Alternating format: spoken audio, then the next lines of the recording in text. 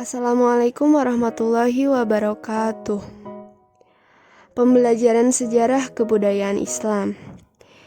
Di sini kami dari kelompok 9 yang beranggotakan Ananda Salma Khairunisa dan Misbah Ridwan akan menjelaskan materi mengenai beberapa strategi pembelajaran kontekstual yang meliputi dari pengertian, peran guru dan murid, komponen, jenis-jenis, dan juga kelebihan kekurangan pembelajaran kontekstual.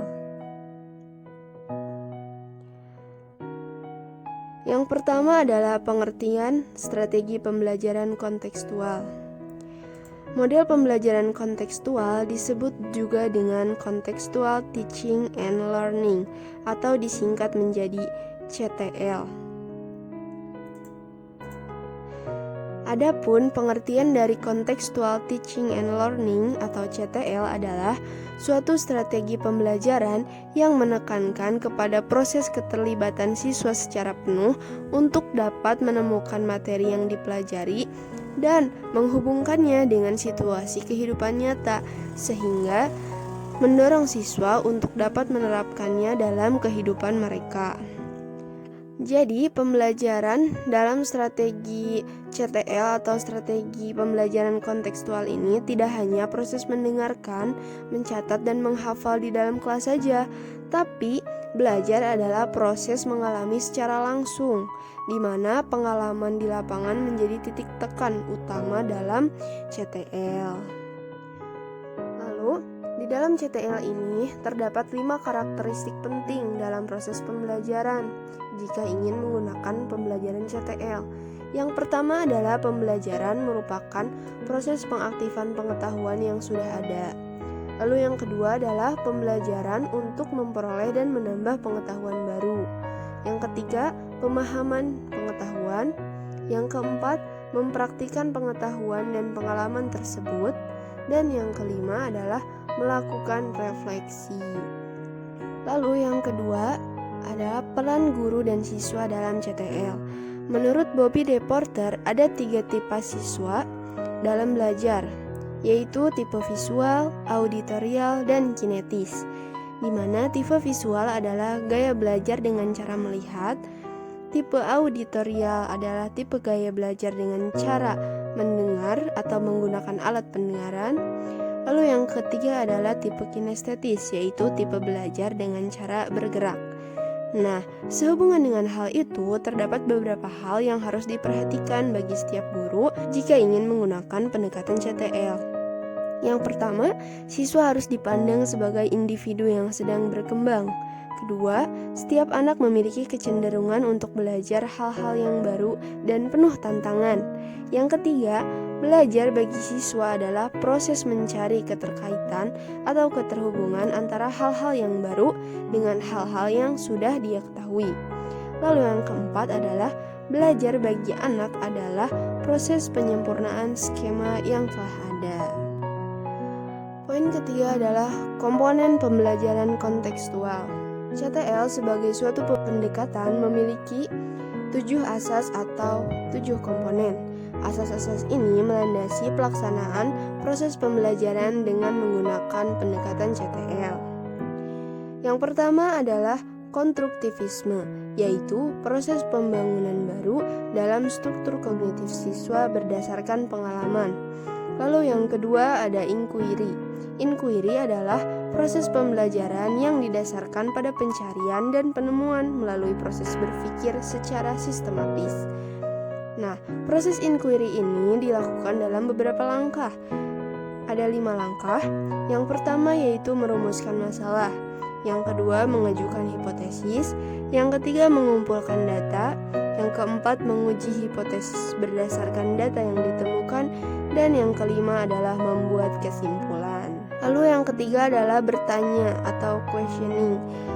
Belajar pada hakikatnya adalah bertanya dan menjawab pertanyaan. Bertanya dapat dipandang sebagai refleksi dari keingintahuan setiap individu, sedangkan menjawab adalah mencerminkan kemampuan seseorang dalam berpikir.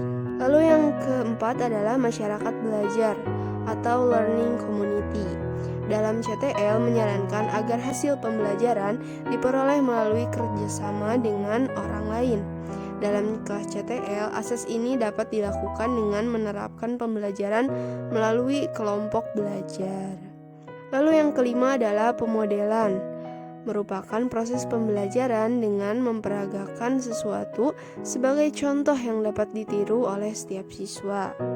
Lalu yang keenam adalah refleksi, merupakan proses pengendapan pengalaman yang telah dipelajari yang dilakukan dengan cara mengurutkan kembali kejadian-kejadian atau peristiwa pembelajaran yang telah dilalui oleh siswa. Yang ketujuh adalah penilaian nyata atau authentic assessment, adalah proses yang dilakukan guru untuk mengumpulkan informasi tentang perkembangan belajar yang dilakukan oleh siswa. Beberapa strategi pembelajaran kontekstual. Yang pertama, pembelajaran berbasis masalah, yaitu dengan memunculkan problem yang dihadapi bersama, lalu siswa ditantang untuk berpikir kritis dalam memecahkan masalah.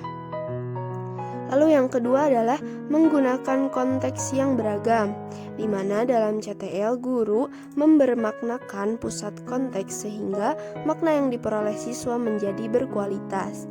Lalu yang ketiga adalah mempertimbangkan kebinekaan siswa, yaitu guru mengayomi individu dan meyakini bahwa perbedaan individual dan sosial seyogianya dibermaknakan menjadi mesin penggerak untuk belajar saling menghormati, toleransi, untuk mewujudkan keterampilan interpersonal.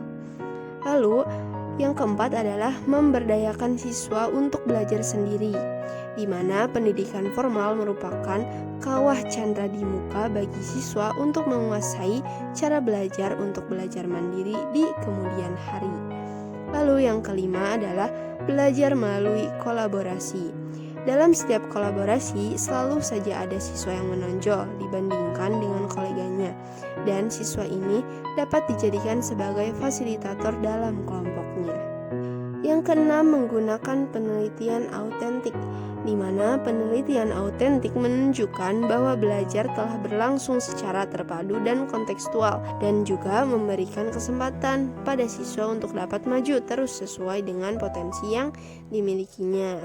Dan yang terakhir adalah mengejar standar tinggi, di mana setiap sekolah seyogianya menentukan kompetensi lulusan dari waktu ke waktu yang harus terus ditingkatkan, dan setiap sekolah hendaknya melakukan benchmarking dengan melakukan studi banding ke berbagai sekolah di dalam maupun di luar negeri. Kelebihan dari CTL. Yang pertama, memberikan kesempatan pada siswa untuk dapat maju terus sesuai dengan potensi yang dimiliki siswa, sehingga siswa terlibat aktif dalam pembelajaran belajar mengajar. Lalu yang kedua adalah siswa dapat berpikir kritis dan kreatif dalam mengumpulkan data, memahami suatu isu, dan memecahkan masalah. Dan juga guru dapat lebih kreatif. Yang ketiga adalah menyadarkan siswa tentang apa yang mereka pelajari. Kelemahan dari model pembelajaran CTL. Yang pertama, tidak efisien karena membutuhkan waktu yang agak lama dalam PBM. Yang kedua, dalam proses pembelajaran dengan model CTL akan nampak jelas antara siswa yang memiliki kemampuan tinggi dan siswa yang memiliki kemampuan kurang, karena menimbulkan rasa tidak percaya diri bagi siswa yang kurang kemampuannya. Lalu yang ketiga adalah bagi siswa yang tertinggal dalam proses pembelajaran CTL akan terus tertinggal dan sulit untuk mengejar ketertinggalan. Karena dalam model pembelajaran ini, kesuksesan siswa tergantung dari keaktifan dan usaha sendiri. Implementasi penerapan CTL pada mata pelajaran SKI, di mana SKI atau Sejarah Kebudayaan Islam merupakan sebuah mata pelajaran yang mengajarkan tentang peristiwa atau catatan peristiwa masa lampau yang berupa perkembangan hasil pemikiran dan perasaan manusia yang terjadi pada masa Islam atau dipengaruhi oleh Islam mulai sejak zaman Nabi Muhammad SAW sampai sekarang. Salah satu tindakan praktis penerapan model pembelajaran CTL yaitu dengan diberikannya beberapa pertanyaan di awal untuk mengulas materi SKI yang kiranya mampu mengajak siswa untuk aktif dalam pembelajaran. dan murid pun antusias mendengar dan memahaminya. Atau sebelum pembelajaran dimulai, para siswa menulis tentang informasi-informasi terkini yang sedang viral di media sosial atau di televisi. Dengan mencari kasus yang ada di masyarakat umum yang sesuai dengan materi yang akan diajarkan, kemudian diberikan kepada siswa untuk didiskusikan.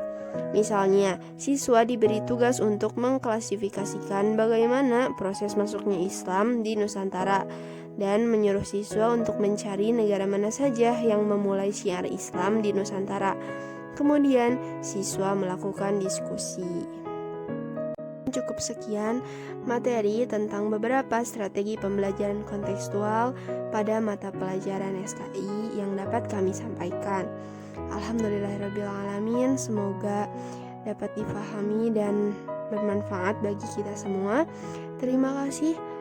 Wassalamualaikum warahmatullahi wabarakatuh.